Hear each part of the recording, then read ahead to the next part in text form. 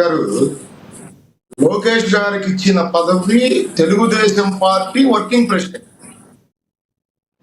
ప్రభుత్వానికి సంబంధించింది కాదు, ప్రభుత్వానికి పార్టీకి ఎటువంటి ఆ పదవులకి సంబంధం లేదు.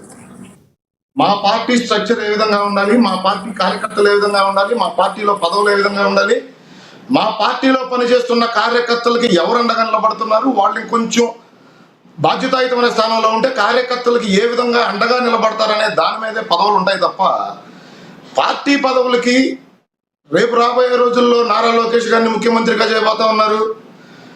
నేను మీకు ఒక విషయం గుర్తు చేస్తా లక్ష్మీనాథ్ గారు.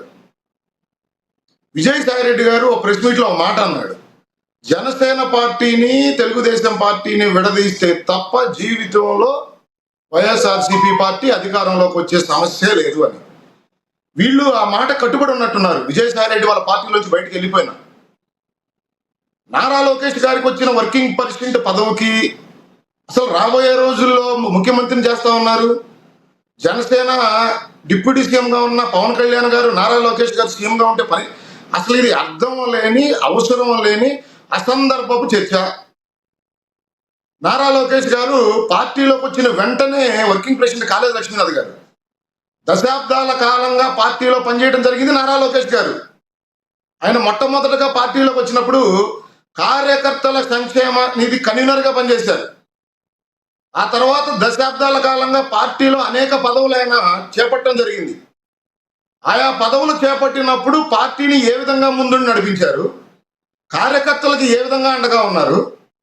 2019 సార్వత్రిక ఎన్నికల్లో ఒక అబద్ధపు ప్రచారాలతో, విషపు పూరిత మాటలతో అధికారంలోకి వచ్చిన తర్వాత తెలుగుదేశం పార్టీ కార్యకర్తల్ని ఈ సైకో ప్రభుత్వం ఎన్ని రకాల ఇబ్బందులు గురి చేసిందనేది రాష్ట్రం మొత్తం చూశారు లక్ష్మీనాథ్ గారు.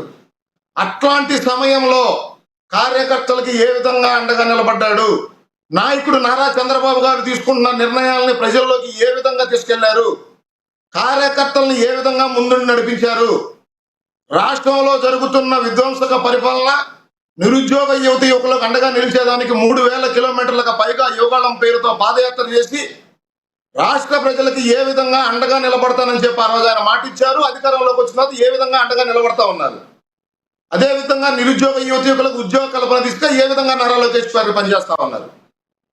ఈరోజు నారా లోకేష్ గారికి తీసుకున్న నిర్ణయం, ఆయనకి ఇచ్చిన పదవి పార్టీ యావత్ స్వాగతిస్తా ఉంది. ఎందుకంటే పార్టీని ఏ విధంగా నడిపించాలి, రాబోయే రోజుల్లో పార్టీ భవిష్యత్తు నాయకుడిగా మేము కోరుకుంటా ఉన్నాం. ప్రభుత్వ భవిష్యత్తు నాయకుడిగా ఎవరుండాలి అనేది పెద్దలు నారా చంద్రబాబు నాయుడు గారు, డిప్యూటీ సీఎం పవన్ కళ్యాణ్ గారు, బీజేపీ ప్రభుత్వం కూర్చొని తీసుకునే నిర్ణయం అది. కానీ ఇది మా పార్టీ సొంత నిర్ణయం. భవిష్యత్తులో మా పార్టీని ఎవరు నడిపించాలి, మా పార్టీ భవిష్యత్తు నాయకుడు ఎవరు. నారా చంద్రబాబు నాయుడు గారు ఇవాళ ఆయన ఆరోగ్యంగా ఉన్నారు, ఆయన ముఖ్యమంత్రిగా పనిచేస్తా ఉన్నారు. పవన్ కళ్యాణ్ గారు పదే పదే చెబుతా ఉన్నారు, మరో 15 ఏళ్ల పాటు నారా చంద్రబాబు గారి నాయకత్వంలో ఈ కూటమి పనిచేస్తుందని. అయినా కానీ ఎక్కడి నుంచి వస్తుంది అసలు ఈ అసందర్భపు మాటలు? నారా లోకేష్ గారు ముఖ్యమంత్రి అయిపోతా ఉన్నారు, పవన్ కళ్యాణ్ గారు డిప్యూటీ సీఎంగా ఉంటారా, పవన్ కళ్యాణ్ గారిని అవమానిస్తా ఉందా కూటమి అని లేనిపోని కూటమిలో చిచ్చులు పెట్టే ప్రయత్నం దయచేసి ఎవరో చేయొద్దండి. ఆ ట్రాప్ లో ఎవరో పడొద్దండి. నారా లోకేష్ గారు చేపట్టిన పదవి Telugu Desam party national working president. అంటే పార్టీని రాబోయే రోజుల్లో ఏ విధంగా నడిపించాలి, పార్టీలో కష్టపడుతున్న కార్యకర్తలకి ఏ విధంగా ముందుండి వాళ్ళ భవిష్యత్తుకు అండగా నిలబడాలి అనేది నారా లోకేష్ గారి ఆలోచన దిశగానే ఆయన పనిచేశారు. అదేవిధంగా ఆయన కార్యకర్తలు అండాదండగా నిలబడ్డారు. రాష్ట్రంలో వైఎస్ఆర్సీపీ ప్రభుత్వం సాగించిన దహనకాండను ఎదురొడ్డి నిలబడిన నాయకుడు నారా లోకేష్ గారు, కార్యకర్తలకు అండగా నిలబడిన నాయకుడు నారా లోకేష్ గారు. లక్ష్మీనాథ్ గారు మీకు ఇంకో అంశం గుర్తు చేస్తా, వీళ్ళ నాయకుడు మాదిరి సేఫ్ కాన్స్టిట్యున్సీ చూసుకోలేదండి. మేము ఆ నియోజకవర్గంలో కలిసి 20 సంవత్సరాల పైన అయింది. నారా లోకేష్ గారు మంగళగిరిలో ఓటమి చెందిన నియోజకవర్గాన్ని వదిలిపెట్టకుండా నియోజకవర్గ ప్రజలకు అండదండగా ఉంటూ ఆ ప్రజలకు ఏ విధంగా ఆయన తోడున్నాడు. ఈ రోజు మంగళగిరి ప్రజలు ఏ విధంగా నారా లోకేష్ గారిని ఆశీర్వదించారు. అయితే కొంతమంది కార్యకర్తలు అజయ్ గారు నిప్పులేందే పొగరాదు అన్నట్టుగా కొంతమంది వైరల్గా వీడియోలు అవుతున్నాయి. కొంతమంది కార్యకర్తలు అత్యుత్సాహం ప్రదర్శిస్తున్నారు అనుకోవాలా, జనసేన నుంచి కావచ్చు లేదంటే టీడీపీ నుంచి కావచ్చు. గతంలో కొంత వాదన అయితే జరుగుతుంది ఏమంటే, గతంలో ఎప్పుడైనా మేము కాదు సార్, ఒక్క మాట, ఏదైనా స్టేజ్ మీద మేమేమన్నా హామీ ఇచ్చామా, జనసేనని చేస్తామని ఏమన్నా హామీ ఇచ్చామా? ఇంతవరకు మేము ఎప్పుడు ఏమీ మాట్లాడలేదు కదా. మీ సేనానే 15 సంవత్సరాల పాటు అని మాట్లాడుతున్నారని మాటలని ఎలా చూస్తారు మీరు? తప్పు సార్, అది అసలు ఎవరూ మాట్లాడకూడదు ఆ మాటలు. ఎందుకంటే ఒక కూటమిగా ఏర్పడిన తర్వాత ఆ కూటమి ఏ విధంగా కొనసాగాలనేది అధినాయకత్వం చూసుకుంటుంది. మధ్యలో ఎవరు మాట్లాడినా, ఇటువంటి విభేదాలు సృష్టించే విధంగా ఎవరు మాట్లాడినా తప్పే. ఇవాళ కూటమి ఏ విధంగా కొనసాగాలి, ఏ విధంగా నడవాలి, ఏ విధంగా ప్రభుత్వంలో పదవులు రావాలనేది కూటమి అధినాయకత్వం చూసుకుంటుంది. రెండోది, దీంట్లో మీరంటున్న కొంతమంది నాకు తెలిసి తెలుగుదేశం కార్యకర్తలు, జనసేన కార్యకర్తలు అంటే నేను నమ్మను సార్ లక్ష్మీనాథ్ గారు.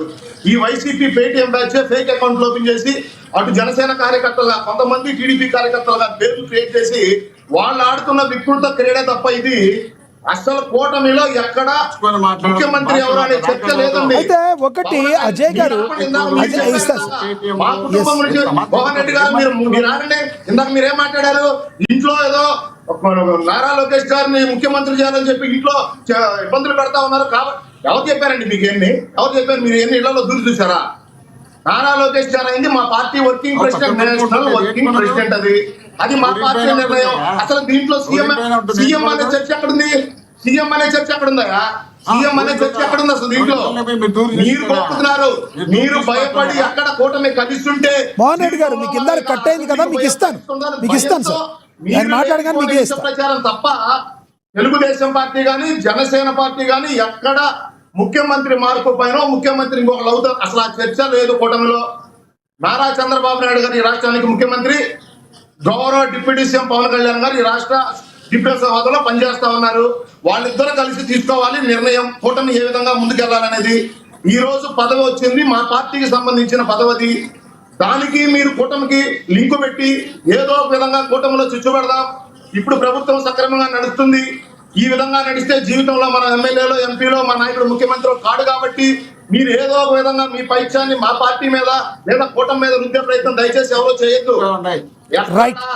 ముఖ్యమంత్రిని మారుస్తారనే చర్చ మా పార్టీలో కానీ జనసేన ఎక్కడ గతంలో వచ్చినవన్నీ కూడా ఓన్లీ విమర్శలే అంటారా? మొన్న ఉగాదికి కాదు సార్, మొన్న ఉగాదికి అజయ్ గారు ఉగాది ఏ వేదిక మీదైనా కూటమిలో ఉన్న నాయకులు ఎవరైనా మాట్లాడారు అసలు ఈ అంశం మీద లేదు. అజయ్ గారు ఉగాదికి అజయ్ గారు నా మాట వినబడుతుందా? ఉగాదికి వచ్చే ఉగాదికో తర్వాత లాస్ట్ ఉగాదికో తెలియదు కానీ ఉగాది పండుగకి అన్నారు మొన్న ఉగాదికి ముందు. ఉగాదికి లోకేష్ గారు సీఎం కాబోతున్నారు అన్నారు. వచ్చే ఉగాదికి ఏమన్నా అవకాశం ఉందా? లేదు, ఇవన్నీ కాదు, వచ్చే సార్వత్రిక ఎన్నికల వరకు కూడా చంద్రబాబు గారే సీఎంగా ఉంటారు, ఎన్నికలకు వెళ్ళటం కూడా చంద్రబాబు గారు ఆధ్వర్యంలోనే వెళ్తారు, లేదంటే ఏదైనా స్టెప్ తీసుకుంటే చెప్పే వెళ్తారా? ఏమంటారు మీరు? లక్ష్మీనాథ్ గారు నారా చంద్రబాబు నాయుడు గారు ఈ రాష్ట్రానికి ముఖ్యమంత్రి, ఈ రాష్ట్ర డిప్యూటీ సీఎం గౌరవ పవన్ కళ్యాణ్ గారు, ఈ రాష్ట్ర మంత్రివర్యులు గౌరవ నారా లోకేష్ గారు. ఈ రోజు నారా లోకేష్ గారు తీసుకున్న పదవి Telugu Desam party national working president, అంటే మా పార్టీకి సంబంధించిన అంతే కదా, అది అంతే కదా.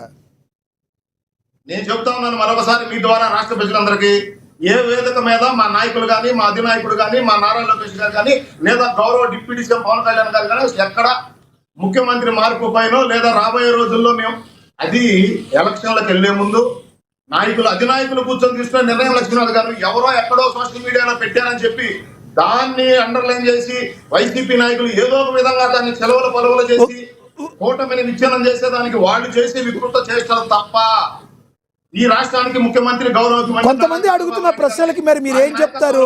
అజయ్ గారు 15 సంవత్సరాల పాటు అజయ్ గారు 15 సంవత్సరాల పాటు మేము కలిసి ఉండాలి, కలిసే ఉంటామని స్ట్రాంగ్గా చెప్తున్న పవన్ కళ్యాణ్ గారు, టీడీపీ పార్టీ ఎందుకు 15 సంవత్సరాల పాటు మేము కలిసే ఉంటామని గట్టిగా కొన్ని దగ్గర చెప్పలేకపోతుంది, చెప్తలేదంటే ఏం చెప్తారు?